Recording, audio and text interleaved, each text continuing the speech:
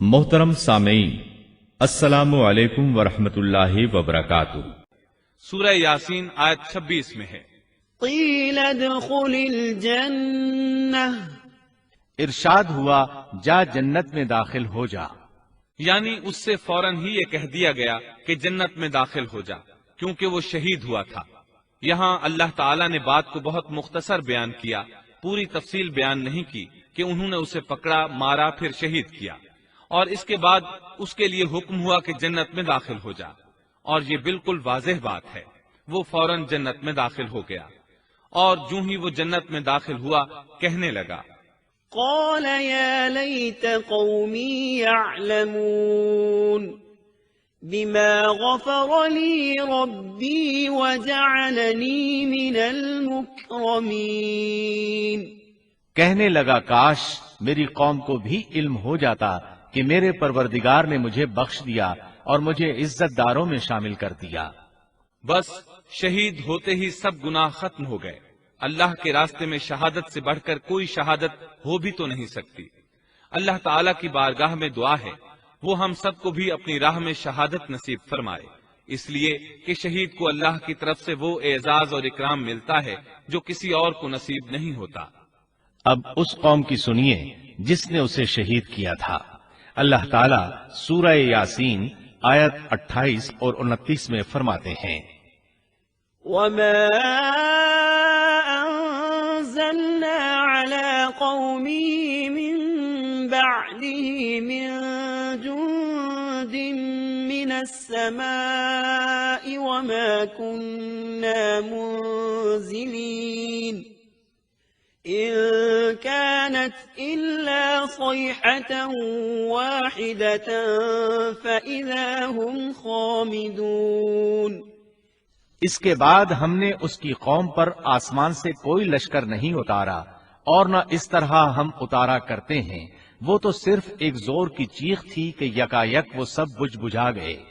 اس موقع پر جبریل علیہ السلام اکیلے ہی آئے تھے اور انہوں نے ایک چیخ ماری تھی، اور بس وہ سب کے سب اسی دم بجھ گئے، مر گئے۔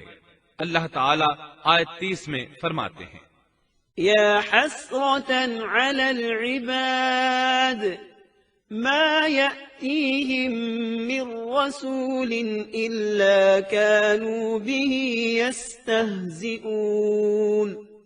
ایسے بندوں پر افسوس، کبھی بھی کوئی رسول ان کے پاس نہیں آیا جس کی ہنسی انہوں نے نہ اڑائی ہو۔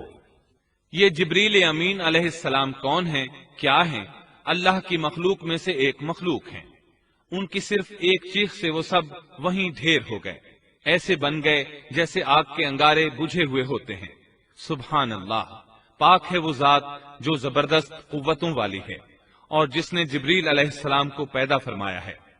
اور جب جبریل مخلوق ہے اور مخلوق کی یہ طاقت ہے تو اس خالق و مالک کی طاقت کا اندازہ بھلا کون لگا سکتا ہے؟ اس کی طاقت کی کیا کوئی حد ہو سکتی ہے؟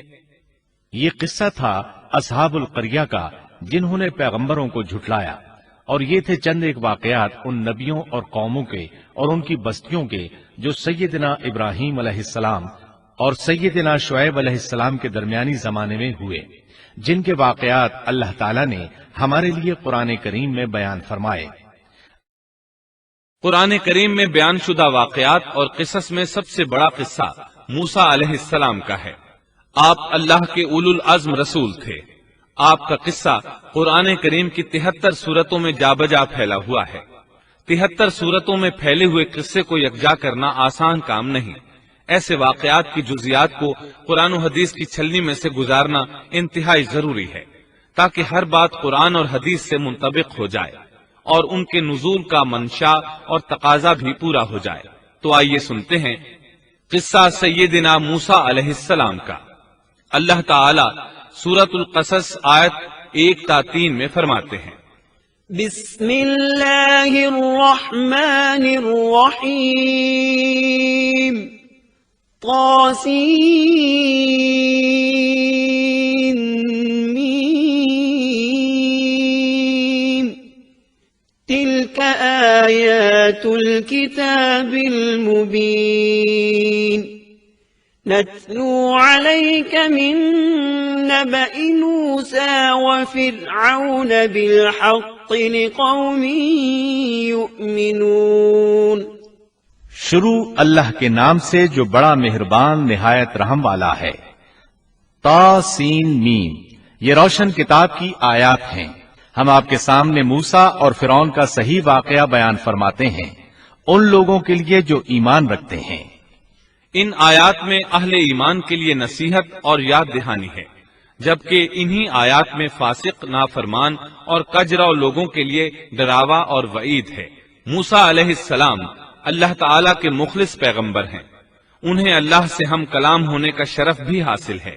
اللہ تعالیٰ نے آپ کا ذکر خیر سورہ مریم آیت 51 میں ان الفاظ میں فرمایا ہے، واذكر في الكتاب موسى إنه كان مخلصا وكان رسولا نبيا۔